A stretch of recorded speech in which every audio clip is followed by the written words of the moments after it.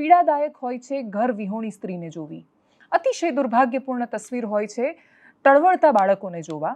એ આંખોમાં એ પ્રશ્ન જુઓ કે અમે ક્યાં જઈશું, પણ એ વાતનો જવાબ ત્યારે સાવ નગણ્ય થઈ જાય છે, અથવા એ પીડા એટલા માટે નકારી શકાય એવી થઈ જાય છે કેમ કે સવાલ રાષ્ટ્રનો, દેશનો અને દેશની સુરક્ષાનો આવી જાય છે। વાત વ્યવસ્થાની આવે છે, વાત એ સુરક્ષા જાળવી રાખવાની આવે છે કે માત્ર દયાના ભાવ પર દરેક લોકોને શરણાગતિ આપતા આપતા આ દેશ આજે કઈ અવસ્થામાં આવીને ઊભો છે।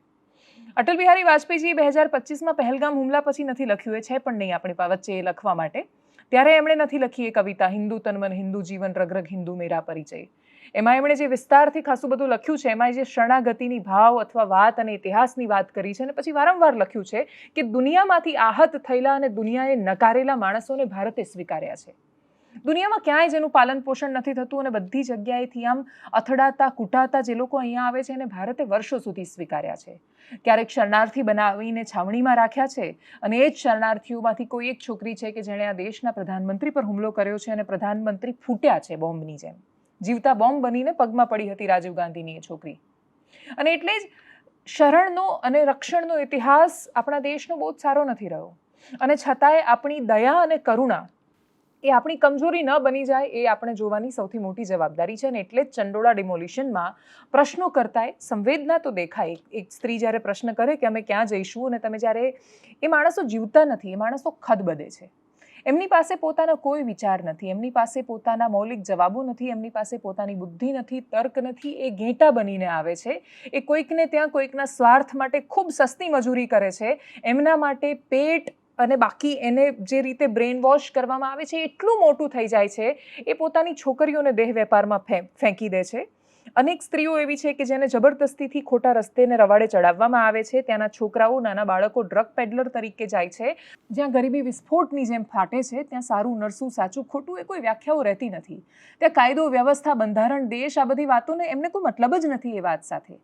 એમને એટલી ખબર છે કે એ બાંગ્લાદેશથી આવ્યા હોય કે પાકિસ્તાનથી, જો એ સસ્તી મજૂરી માટે એવા મજૂર બનીને ત્યાં રહી જાય છે અને થોડા ઘણા ગમે તેમ કરીને બે પૈસા ભેગા કરીને કોઈક સ્વાર્થી માણસોને મોઢા પર ફેંકી દે છે, તો એમને લેટર પણ મળી જવાના છે ને એમના ખોટા પત્રો પર કોર્પોરેટરોના સહી પણ થઈ જવાની છે, અને કોઈ પણ રીતે એ આ ભારતના સિટીઝન છે એવું આધાર કાર્ડ પણ બની જવાનું છે।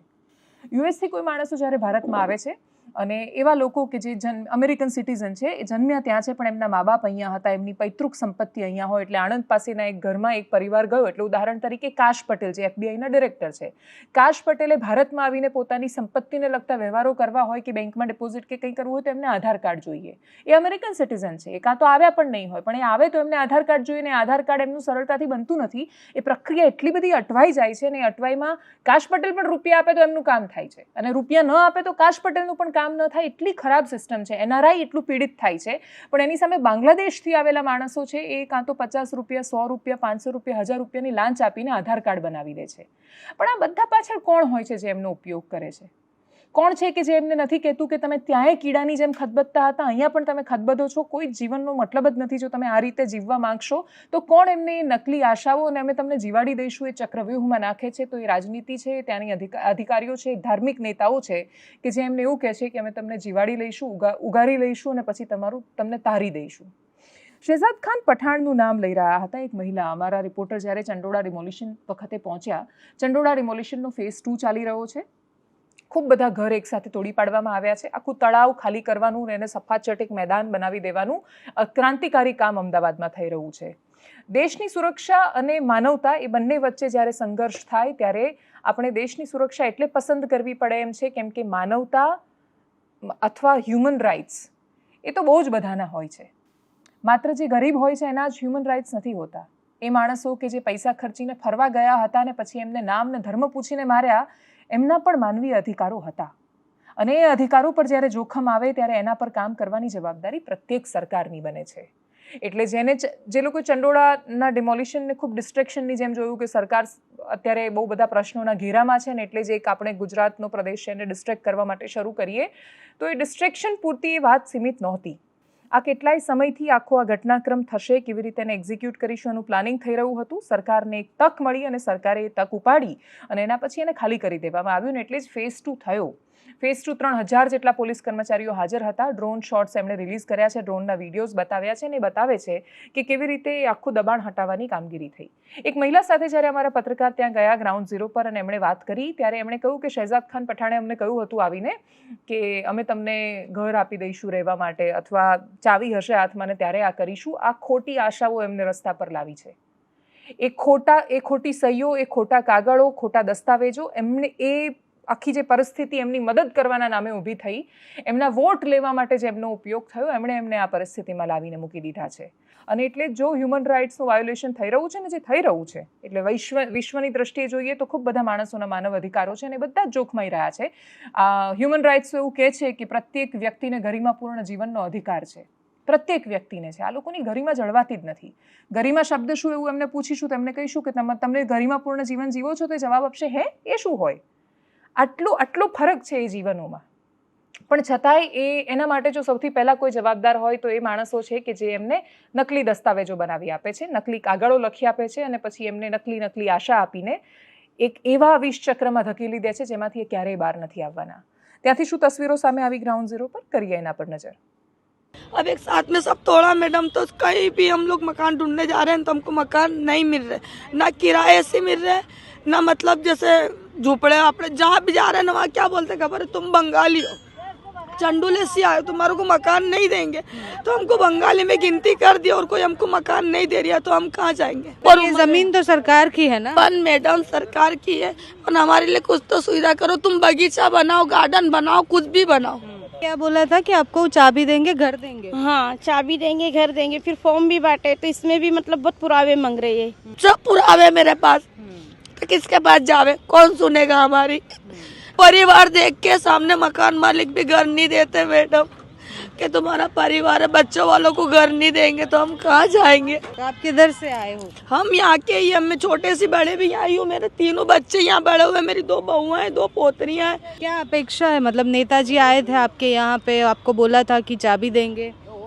तो शहजाद खान ने के चाबी देंगे जब घर खाली करना, लेकिन इस तरह से हुआ है कि हमको कुछ मतलब सीधा मिली ही नहीं. बोले मैं खड़ा रहूँगा, जब अगर गुलडेजर आएगा तो आगे मैं खड़ा रह जाऊँगा, पर ये तो कुछ आए नहीं, डायरेक्ट गुलडेजर आए और फिरा दिए. अच्छा, अब मेरी माँ का सहारा भी छीन लिया, मैं कहाँ जाऊँ. મારા છોકરાના છોકરા 4 છે, મારો ઘરવાળો દારૂ પીવે છે, મારો છોકરો જુગારમાં છે દારૂ પીવે, મારા છોકરાને છોકરા કેતા પારવાના. સરકાર શું કરે. તો અમે જાતે પરિણાવા દેવું હતું, અમારા સાપરાને તા પારવાના. આ બચ્ચા લઈને ક્યાં જવાનું, આવી ગરમીમાં કેવી રીતે રહેવાનું. તમે રહી શકો છો બોલો. કોઈ સગવડ અમને આપી નથી, કોઈને ઘર બહાર નથી આપ્યા ને એમને એમ પાડ્યા કરે છે. છાપરાઓ તો ક્યાં જાય બચ્ચા લઈને બોલો. ઘરના બહાર જોઈએ, બીજું કઈ ના જોઈએ. અમે કુટા કઈ કઈ અમાર ઘર જોઈએ, કુટા કઈ કઈ 105 વર્ષની મારી ઉંમર છે. અમદાવાદ છે નતું અને હું વસેલી છું બેટા. મને બધી માલુમ છે. કાર્ડ ઉપરનું ઠેતન કહેવાતું હતું, 5 પત્રનું ધાર્યું હતું. આટલા વર્ષોની હું છું. જો તમને કોઈ દયા આવે તો કોઈ ગરીબ લોકો હોય એની આશા પાર પાડજો. ઘરના ભાડા સુધી આપ્યું છે મોદીને.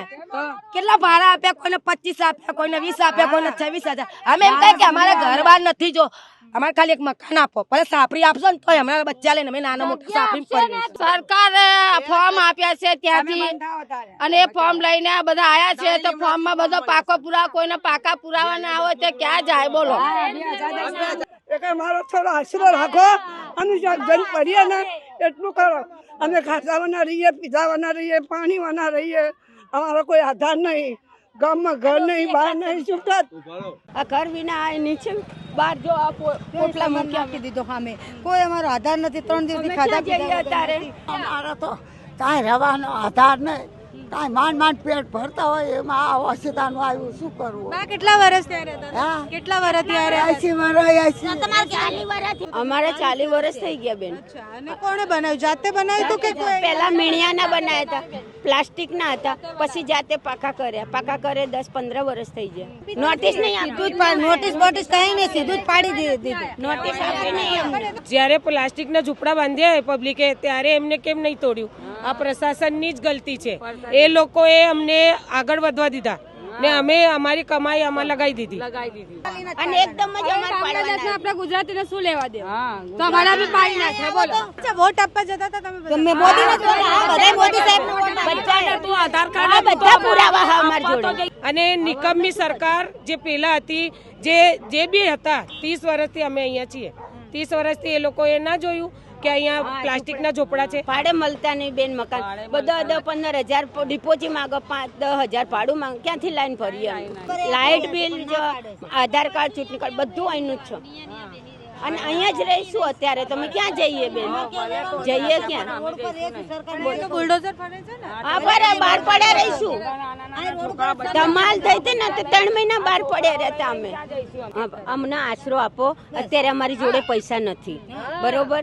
અમને ગમે ત્યાં આશરો આપો, અમે રહીશું, મહેનત કરશું. હપ્તા કહેશે તો પાછળથી ભરીશું.